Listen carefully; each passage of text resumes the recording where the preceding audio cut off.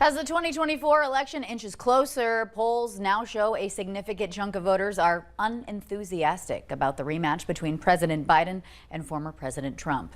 But will that keep them home when Election Day rolls around? With less than 6 months to go, Natalie Brand checks in with independent voters who could help decide this election. Inside this Northern Virginia coffee shop of blended views, almost everyone we spoke to had the same feeling about the impending presidential election.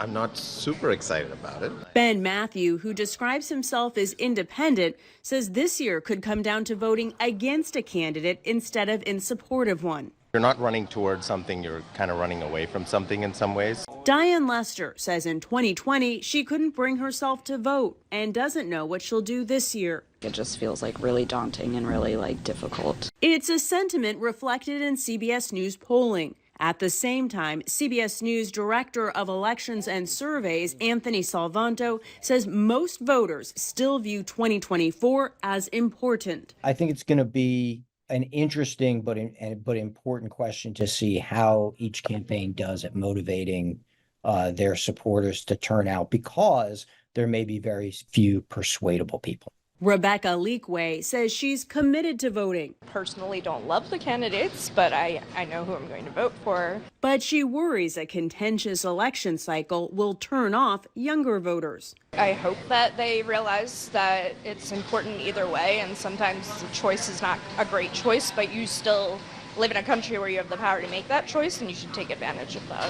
Voters who spoke with us also have a message for the political parties. Both sides need to have more empathy and understanding for the other side and be willing to compromise.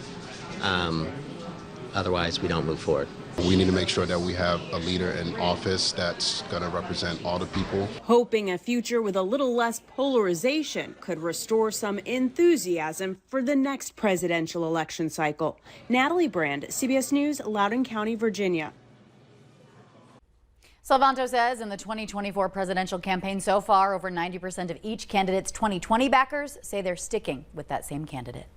Coming up, we'll have updates regarding last month's bridge collapse in Baltimore, as well as what authorities are saying about it now as an investigation launches. Plus, meteorologist Lisa Green joining us with a look at our Tuesday morning forecast. A lot going on, especially here on this live cam. She'll break it all down after the break.